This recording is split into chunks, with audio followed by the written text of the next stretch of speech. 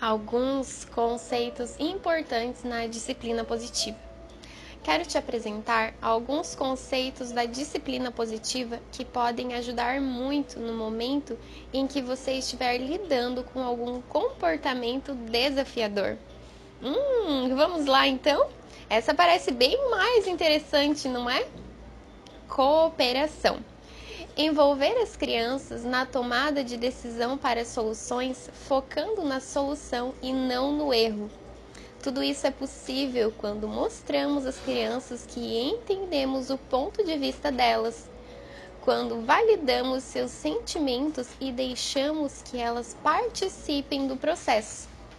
Quando as crianças se sentem compreendidas, elas ficam mais abertas a ouvir o ponto de vista do adulto e a trabalhar na solução do problema junto com você.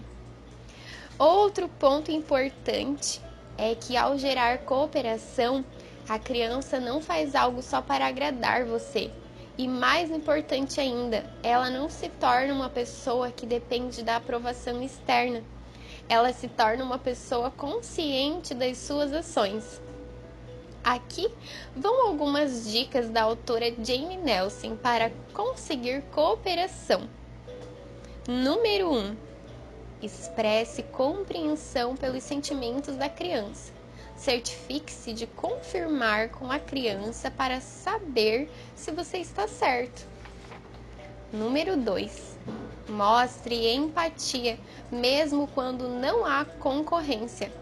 Empatia não significa que você concorde ou dê permissão. Apenas significa que você compreende a percepção da criança. Uma boa dica aqui é compartilhar as vezes que você tenha se sentido ou se comportado de forma semelhante. Compartilhe seus sentimentos e percepções. Número 3. Se os primeiros 2 passos foram feitos de uma maneira sincera e amigável, a criança se sentirá pronta a ouvi-lo. Número 4.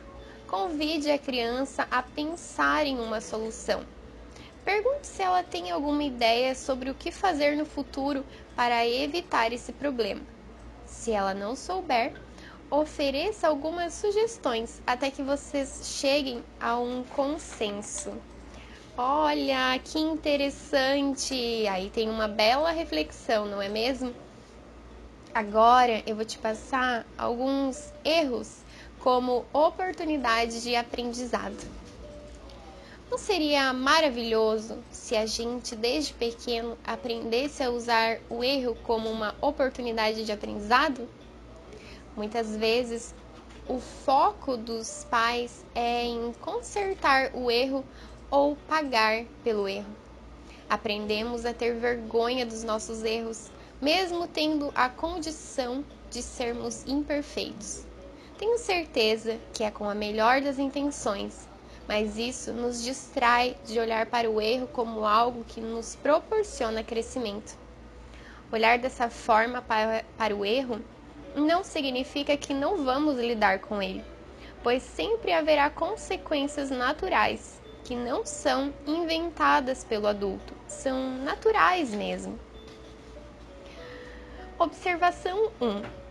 Se você sente que precisa de ajuda com essa parte, eu te recomendo fortemente a ler o livro A Coragem de Ser Imperfeito. Número 2. Você pode trabalhar o erro como oportunidade para o aprendizado com a criança e com você mesmo, usando os 3 R's da recuperação dos erros, de Jane Nelson. Número 1. Reconhecer. Opa, eu cometi um erro. Número 2. Reconciliar. Eu peço desculpas. Número 3. Vamos trabalhar juntos em uma solução. Olha que interessante! Gratidão por vocês estarem conosco aqui nessa egrégora. Na próxima aula eu vou repassar para vocês sobre as consequências lógicas versus as consequências naturais. Gratidão. Eu sou a Edna, treinadora de sonhos, e te desejo muita luz e muito amor. Gratidão. Gratidão. Olá, vamos a mais um aprendizado então? Hoje nós falaremos sobre as consequências. Consequências lógicas versus consequências naturais. As consequências lógicas normalmente são criadas pelos adultos como uma forma de disfarçar a punição. Aí não funcionam dentro do que estamos buscando, que é ensinar habilidades de vida e sociais para a criança. E ainda corremos o risco de gerar nela aqueles 4 R's da punição, descritos algumas aulas atrás. Pensar nos resultados a longo prazo e focar nas soluções é fundamental para nos ajudar a refletir sobre as consequências. As consequências naturais, que devem acontecer sem a interferência do adulto, podem sim encorajar as crianças. Precisam ser uma experiência de aprendizado útil e não devem colocar a criança em risco. Elas devem ser respeitosas e manter a dignidade da criança. Não devem levar a criança a sentir culpa ou dor, e os adultos não devem tirar proveito dela para usar o seu poder. Nesse caso, os adultos podem apoiar a criança nesse momento usando empatia e acolhimento. Foco nas soluções. A disciplina tradicional foca em ensinar às crianças o que não fazer ou o que fazer porque alguém disse que é assim que deve ser feito.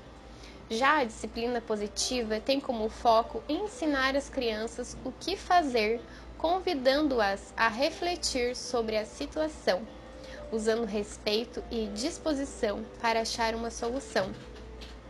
Quando algo faz sentido para a criança, ela passa a fazer aquilo, sentindo-se participante ativa e responsável. As crianças são muito criativas, por isso podemos nos surpreender com suas respostas quando perguntamos a ela: como você acha que podemos resolver isso?